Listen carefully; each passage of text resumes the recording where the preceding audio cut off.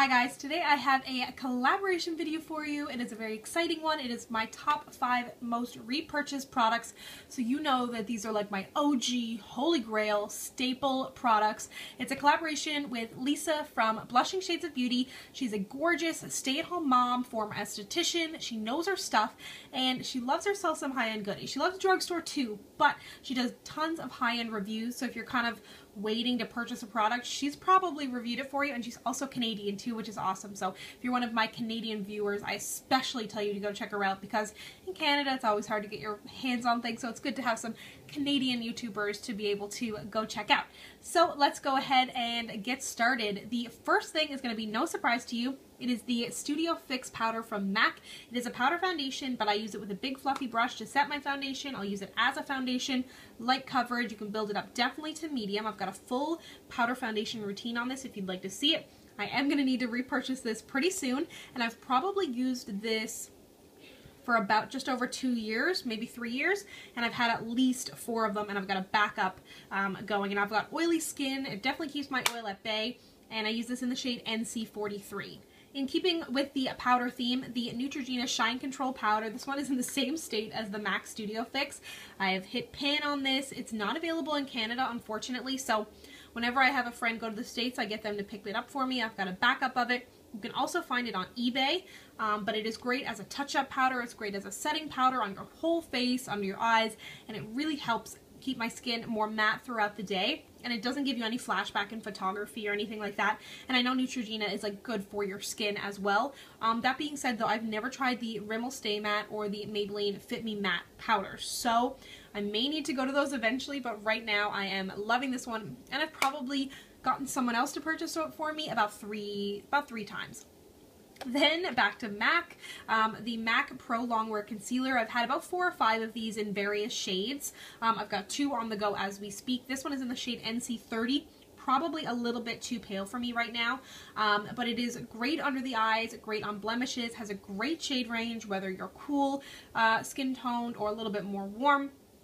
And I use it with either just under my eyes with my fingers to kind of warm it up a little bit, or with a damp beauty blender. And if you are purchasing this for the first time, keep in mind that this stuff comes out like crazy. It's got a pump, which is so dirty right now, but it is very easy to get too much product out, so just very lightly push on that pump so that you don't use up too much product, because you can go through it really fast if you use it that way. Otherwise, it will last you a really long time. A foundation that I purchased time and time again is the Covergirl Stay Fabulous 3-in-1 foundation. I have a lot of friends who maybe aren't so much into beauty, but they want to start trying things out, and they're like, Samantha, what kind of foundation can I get? And basically, I will almost always recommend this. It seems like it's great for almost all skin tone or all skin types. It does have a good shade range. It has a pump. It is well priced, good coverage, great lasting power, blendability. It is just amazing. I've got a really old video on this, whole Oily Skin Diaries review, where I put it to the test throughout the day, show you a demo.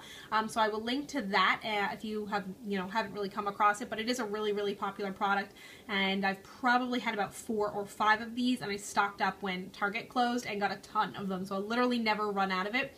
I haven't used it recently though, because if it's in my makeup drawer, I won't reach for any of my other foundations, which is a problem, because I've got foundations piling up. So I've kind of tucked it away so I don't use it, and then when I start going through some of my other foundations that I don't love as much, then I will go back to this for sure. If you are a huge beauty junkie, you know that it is almost impossible to go through like actual colored makeup products. 2 that I've gone through, yes, 2. I'm cheating a little bit. I think Lisa cheated too and did 6 products. One of them is the NYX Megashine Lip Gloss in Beige.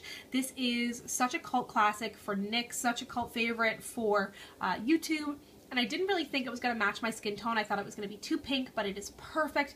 You can slap it on if you're just doing a really low maintenance makeup day, or if you've got like a nude lipstick on, this goes great over nude lipstick. The lasting power is pretty good. It is not sticky. Mine, like the cover is kind of breaking on it now, so I'm going to need to purchase another one.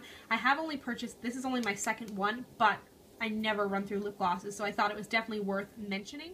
And then my final kind of bonus item is the MAC Vanilla Pigment. This looks very scary and stark white in the little container here, but it is a gorgeous highlight. I'm wearing it on my cheekbones today, down the bridge of my nose, top of my lip, inner corner.